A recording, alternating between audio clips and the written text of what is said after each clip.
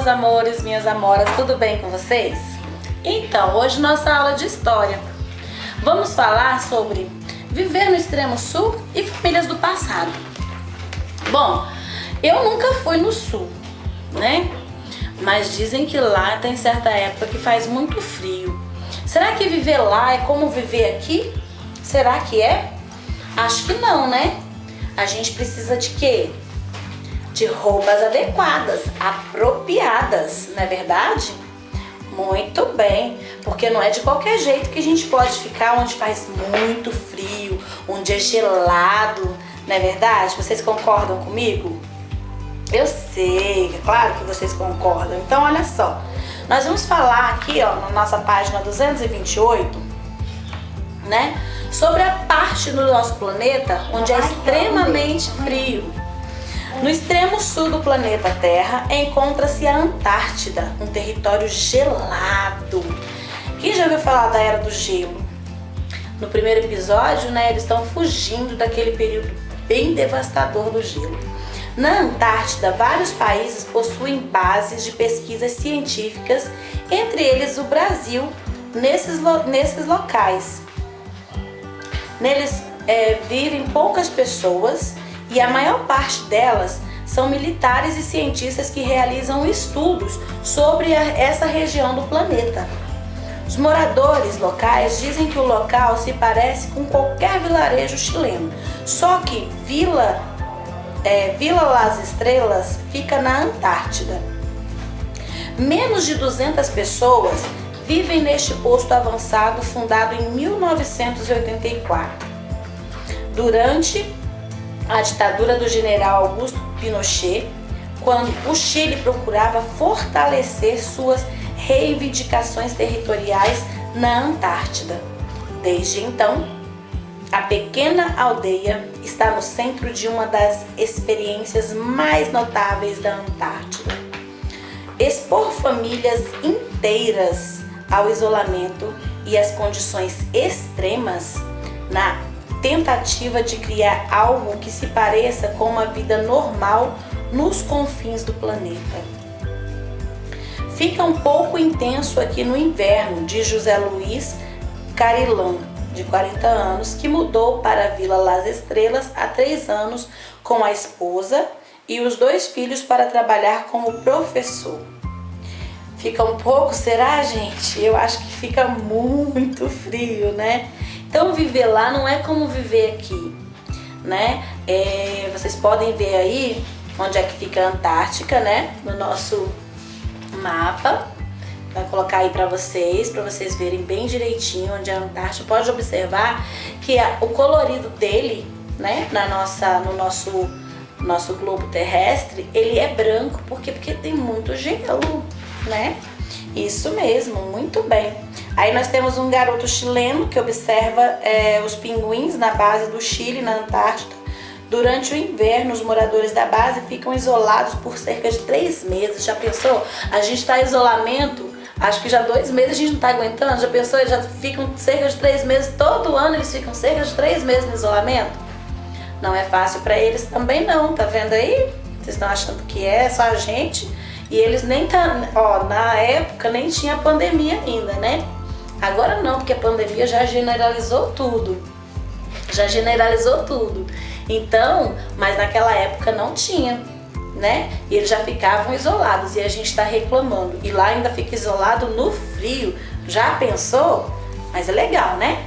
Na escola pública, ele descreveu desafios como caminhar em meio a tempestades de vento punitivas para chegar à escola, escondido entre montes de neve e suportar longos períodos de tempo com poucas horas de sol por dia.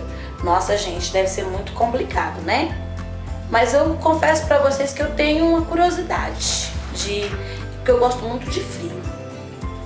Com a ajuda do professor, identifique em um planisfério o local em que se encontra a Antártida. Bom, nós vamos ver aqui, tá bom? Vocês vão visualizar direitinho aí onde fica a Antártida para ajudar vocês aí. A rotina das famílias na Antártida é parecida com a da sua família? Eu acredito que não, pelo menos com a da minha família não é. A de vocês é? Não sei. Copie uma frase do texto que mostre desafios de quem vive na Antártida. E aí?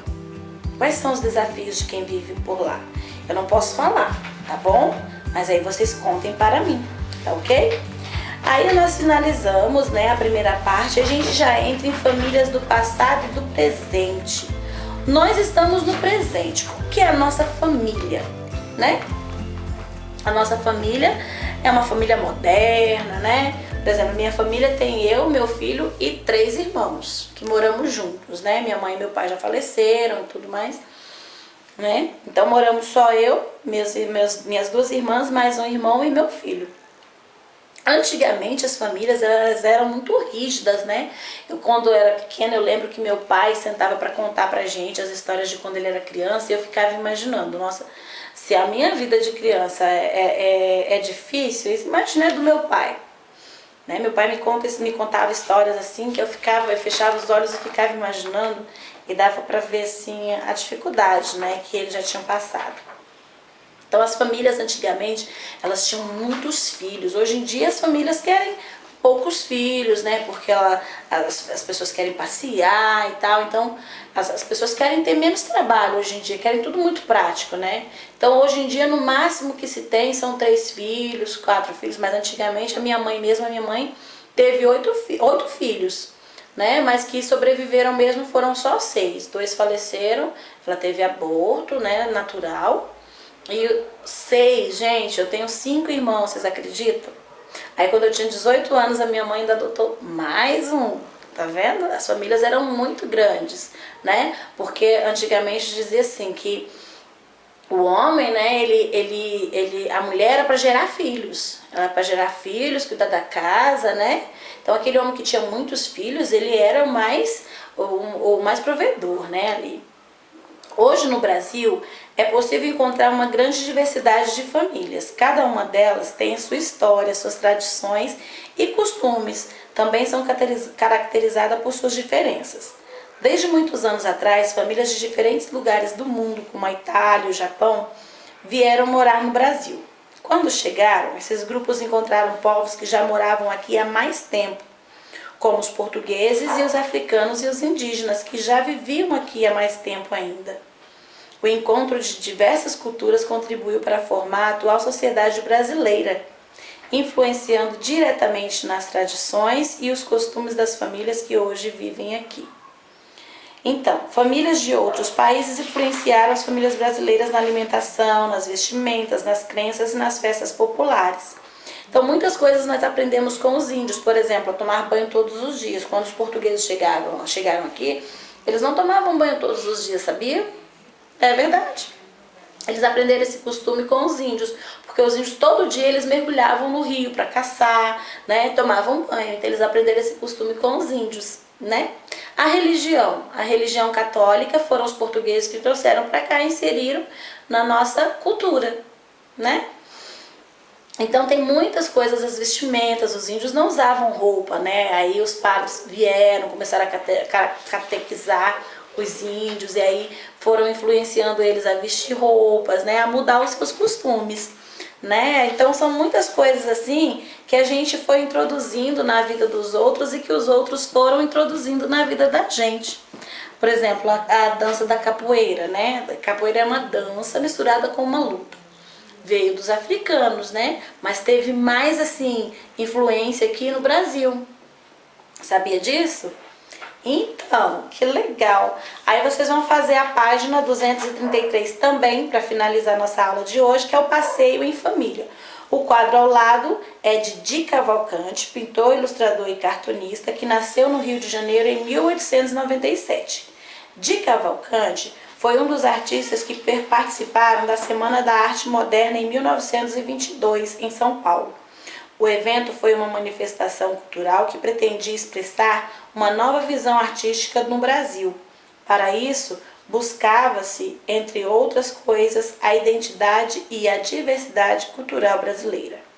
O que Di Cavalcanti retratou nesse quadro? O que ele retratou aí? Tem o nome no texto, né? em qual local está a família, em qual local esta família foi representada. Eles estão passeando em qual local? É no zoológico, é no circo? Onde é que eles estão passeando? Número 3, é possível dizer que todas as famílias brasileiras são como esta? E aí, o que vocês acham? Eu acho que não, eu acho que muitas famílias são bem diferentes, né? Você também passeia com sua família? Para onde você costuma ir? Conte para mim. E aí aqui a gente finaliza a nossa atividade de hoje, tá certo? Então faça com muito capricho, com muito amor, tá bom? Gostei muito de ver vocês ontem. Parabéns para quem conseguiu entrar. Quem não conseguiu entrar, tenta entrar, tá bom, gente? Nossas aulas estão sendo bem legais. A partir de semana que vem a gente não vai ter mais a videoaula de português na quarta. E na sexta-feira a gente não vai ter mais a videoaula de matemática, tá bom? Então participem das nossas aulinhas, vão ficar gravadas, vocês vão ter acesso também, não se preocupem, tá certo? E a gente se vê, tá bom? Um grande beijo para vocês e até mais. Fiquem com Deus. Tchau, tchau.